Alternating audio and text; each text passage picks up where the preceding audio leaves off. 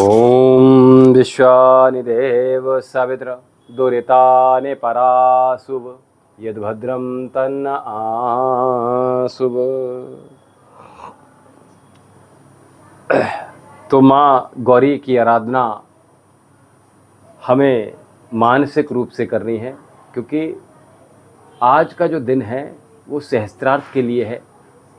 यानी कि जो कमल हमारे भीतर जो पनप रहा है, उस कमल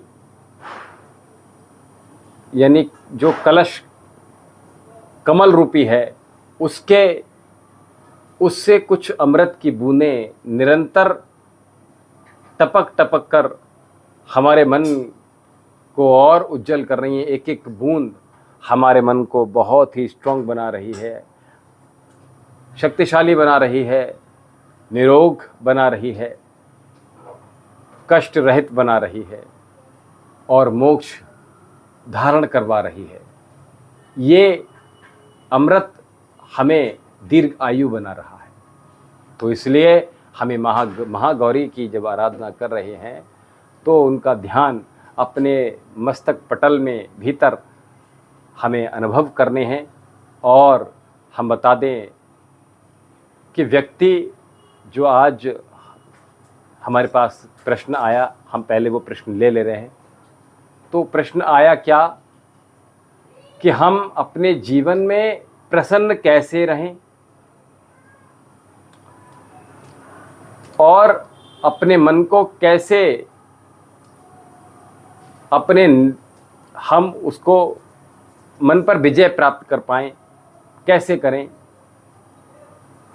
तो इन दोनों का लगभग सिमिलर उत्तर ही है। तो चलते हैं पहले दूसरे उत्तर की ओर कि हमारा मन जब अशांत होता है, मन व्यथित होता है, मन चंचल होता है, मन हमारा आसक्त हो जाता है, मन भोगी हो जाता है, मन लोभी, लालची, कपटी, छली, ईर्ष्यालु, मन झगड़ालू हो जाता है। अगर हम एक शब्द में कहें कि मन हमारा अशांत हो जाता है, तो बोलो हम कैसे प्रसन्न रहें। अब ये कंप्लीट हो गया, ठीक है। तो दोनों प्रश्न हमने एक ही में मिला दिए।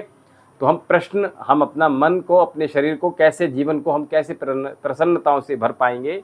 तो उसके लिए मैं बता रहा हूँ कि हमें समाज कल्याण हेतु कार्य करने हैं। अपने कर्मास को हमने, और उसकी सबसे पहली शुरुआत हमें आपसे ही करनी है।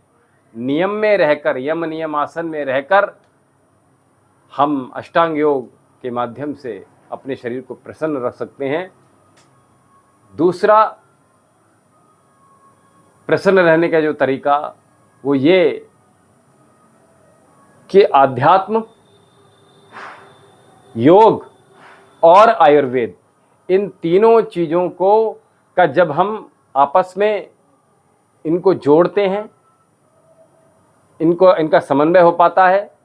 क्योंकि आयुर्वेद के बिना आपका जीवन बेहतर नहीं हो सकता, योग के बिना आपका जीवन उत्तम नहीं हो सकता,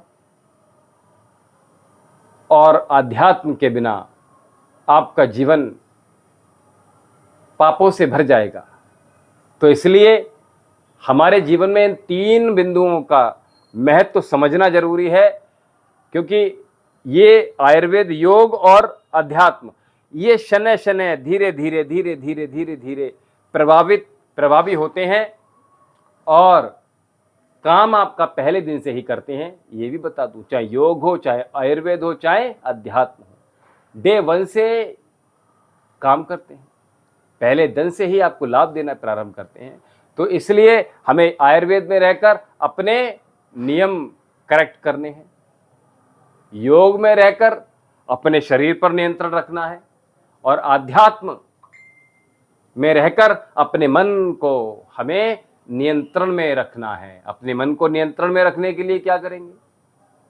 हमें अभी दोनों क्वेश्चन देखिए मिल रहे हैं। हमें प्रसन्न रहना है, आसक्त अनासक्त भाव के साथ जीना है, आसक्त नहीं रहना है। और उसके लिए क्या करेंगे, अपने आप को हम बहुत अधिक बिजी रखेंगे। किस में रखेंगे, सेवा में। जो व्यक्ति जितनी अधिक सेवा करता है, यानी नर सेवा नारायण की सेवा, ये शास्त्रों में विदित है। तो हमें अपने से बड़ों की सेवा, सद्भावना, उनका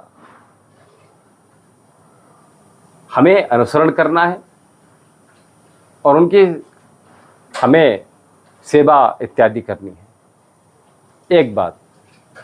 दूसरा, हमें समाज के जो बहुत सारे कार्य हैं उनमें सम्मिलित होना है, जो वाकई में लिटरली आपके समाज में आप के होने से समाज बेहतर हो रहा है यदि, तो सामाजिक कार्य भी आपको करने हैं।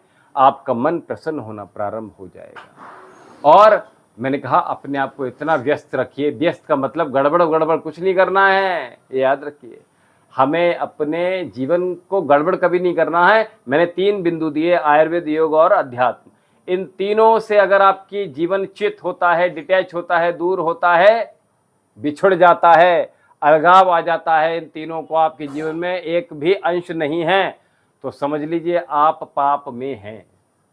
तो इसलिए मैं बार बार कह रहा हूं, प्रसन्न रहना है तो अपने हमें सेवा में लगाना है, स्वयं को हमें अनासक्त भाव में रहना है, हमें सामाजिक सेवा में लगना है, हमें अपने बड़े माता पिता की सेवा में लगना है।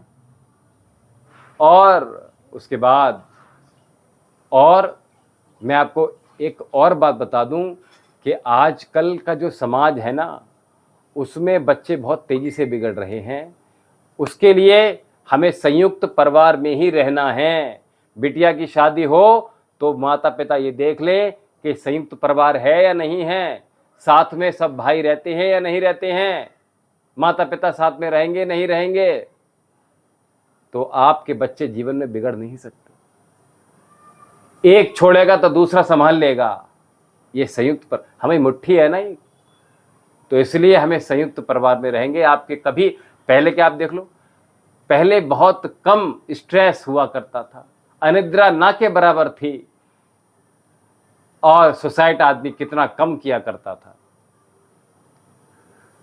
सम्मान करना है अपने बड़ों का, आदर करना है। अगर नहीं कर रहे तो आज से प्रारंभ कर दीजिएगा और एक सामंजस्य बिठाने का प्रयास कीजिएगा। हमें मिलजुल कर रहना है, उसके लिए थोड़ा त्याग बड़ों को भी समझना पड़ेगा कि बच्चों के लिए क्या हितकर है, क्या अहितकर है, ये भी विचार करते हुए हम संयुक्त में रहना है। और संयुक्त में जब रहते हैं तो केवल एक व्यक्ति का दायित्व तो नहीं रह जाता, संयुक्त परिवार में सभी के प्रति दायित्व बढ़ जाता है, घटता नहीं है। मैं निवेदन कर रहा हूं आप सभी से कि माता पिता जिनकी बिटिया है वो देखें कि संयुक्त परिवार में रह रहे हैं या नहीं रह रहे। दूसरा, जब बेटा बेटी देखने जाएं तो वो भी ये विचार करें कि बिटिया जहां से हम ले रहे हैं उनके माता पिता संयुक्त परिवार में रहते हैं या अलग रहते हैं। अगर जो बच्ची अपने घर में सबके साथ मिलजुल कर रहना चाहती है, रहती है, तो ऐसी बिटिया संयुक्त परिवार में जाकर वहां क्या करेगी बोलो, कितना अच्छा माहौल बना देगी। तो इसलिए मैंने कहा अपने बच्चों को बिगड़ना नहीं देना है, उसके लिए संयुक्त परिवार के साथ रहना प्रारंभ कीजिएगा। और अगर आप महानगरों में अगर रह रहे हैं, माता पिता से अलग रह रहे हैं, अलगाव में रह रहे हैं, तो प्रयास कीजिए। अगर आपका अर्थोमार्जन जो आपका, अगर आपके गांव में, आपके शहर में, आपके कस्बे में अगर हो पा रहा है तो आप वहाँ लौट जाइए, ज़्यादा बेहतर रहेगा, ताकि जीवन में आपके बच्चे बिगड़ नहीं पाएंगे। क्योंकि महानगरों में पूरे चांसेस होते हैं आपके बच्चों का बिगड़ने का। जो बच्चा जितना दूर रहेगा, जो बच्चा जितना अलग रहेगा, जो बच्चा जितना अकेला रहेगा, वो बच्चा उतनी जल्दी बिगड़ेगा। तो इसलिए हमें संयुक्त परिवार में रहना है और प्रेम पूर्वक रहना है। तो अपने हमने देखा प्रसन्न कैसे रहना है कि सबको मिलजुल कर रहना है, सबको प्रीति पूर्वक व्यवहार करना है, एक दूसरे को समझकर करना है, सामाजिक सद्भावना के साथ जीना है और हमें जो अध्यात्म, योग और हमारा योग, आयुर्वेद, योग और आध्यात्म, ये तीनों चीज़ों का समन्वय अपने जीवन में सम्मिलित कर लेना है। क्योंकि योग होगा तो आप प्रातःकाल उठोगे, आयुर्वेद होगा तो वो भी यही कहता है कि प्रातःकाल उठो, और आप आध्यात्म की तरफ जाओगे वो भी कहता है ब्रह्म मुहूर्त में उठिए। तो हमें ये विचार करना है क्या कि हमें आयुर्वेद, योग और अध्यात्म तीनों का सामंजस्य अपने जीवन में बिठालना है। तो आप देखेंगे प्रसन्नता आपके घर में बनी रहेगी। तो आप जो भी लोग अभी मेरे साथ जुड़ रहे हैं, इसी प्रकार से हमारे आश्रम के साथ आप जुड़कर आयुर्वेदिक लाभ, यौगिक लाभ और आध्यात्मिक लाभ, तीनों प्रकार के हमारे जो लाभ हैं सात्विक, इन तीनों में आप जीवन आपका सर्वोत्तम श्रेष्ठतमम हो जाएगा। तो इसलिए हमें कैसा मार्ग अपनाना है, किसी का कोई क्वेश्चन हो तो हमें फटाफट से बता दीजिएगा, हम अभी प्रश्न ले लेते हैं। और जो जहाँ जहाँ से जुड़ रहा है, अभी तक जिस किसी ने हमारे चैनल को सब्सक्राइब नहीं किया है, शेयर नहीं किया है, अपने अपने परिवार में आज का व्याख्यान अवश्य शेयर कीजिएगा कि गुरुजी का व्याख्यान अवश्य सुनना है और अपने घर में प्रत्येक व्यक्ति को सुनाना है। जो व्यक्ति भोगी है उसको सुधारना है, जो व्यक्ति कामी है उसको बदलना है, जो व्यक्ति जिसकी दिनचर्या विकृत हो गई है, बिगड़ चुकी है, उसको ये सुनना है, समझना है, सीखना है। तो इसलिए आपको जुड़ना है किससे? दिव्यम योग आश्रम एवं आयुर्वेदिक चिकित्सा केंद्र। तो तीनों का समन्वय हमारे आश्रम में आपको प्राप्त होगा।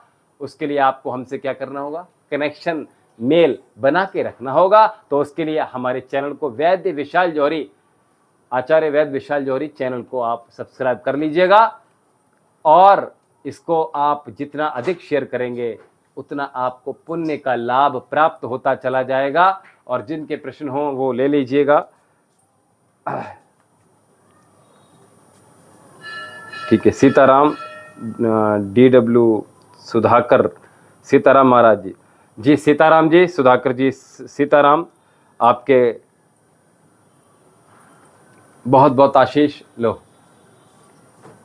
तो आप सभी को बहुत बहुत आशीष, बहुत आशीर्वाद आप सभी को।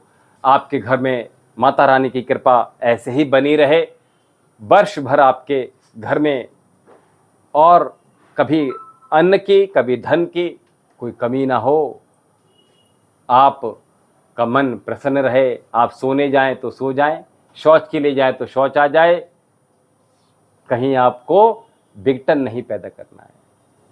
और एक प्रश्न और आया था मेरे पास अभी, जस्ट अभी मैंने मोबाइल लिया तो ये मेरे पास आया प्रश्न कि अपने जो मन के भीतर थॉट्स आ रहे हैं नेगेटिव, यानी थॉट्स, जो नेगेटिव थॉट्स हैं उनको कैसे रोक पाएं।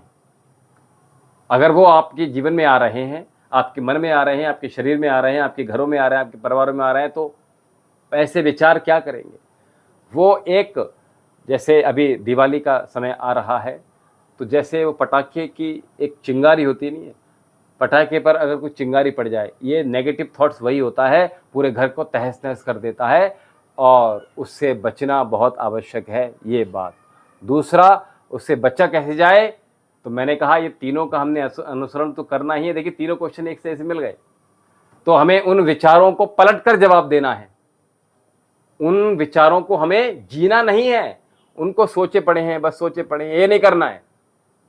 आप नेगेटिव थॉट की चेन बनाते चले जा रहे हैं और एक चेन के साथ आप कई सारे सर्कल क्रिएट करते जा रहे हैं, कई सारी चेनें आप निर्मित करते जा रहे हैं। एक नेगेटिव थॉट आया तो उसके साथ आपने दूसरा जोड़ लिया, दूसरा आया तो तीसरे को जोड़ लिया, तीसरा आया तो चौथे को जोड़ लिया, पांचवा, ऐसे पूरा ढेर लग जाएगा आपके यहाँ। ये भारी हो जाएगा, मस्तिष्क भारी हो जाएगा और आप रोगग्रस्त हो जाएंगे, आपकी आयु क्षीण हो जाएगी, आपका बल क्षीण हो जाएगा, आपका तेज ओज क्षीण हो जाएगा। तो इसलिए नेगेटिव थॉट जब भी आए आपके मन मस्तिष्क में, तो आप क्या करेंगे? उसको ठीक वैसे ही पलट कर जवाब दिए। याद रखिएगा, आपके विचार कभी भी नेगेटिव नहीं होंगे। और मैंने कहा आध्यात्मिक योग और आयुर्वेद, इन तीनों का समन्वय अपने जीवन में आप पैदा कर लीजिए, आपका जीवन खिल उठेगा, आनंदमय हो जाएगा और आनंदमय होकर, आनंदित होकर इस आनंद का आनंद प्राप्त आप करते रहेंगे और मोक्ष की प्राप्ति आप कर पाएंगे। हमें दीजिए आज्ञा। ओम शम।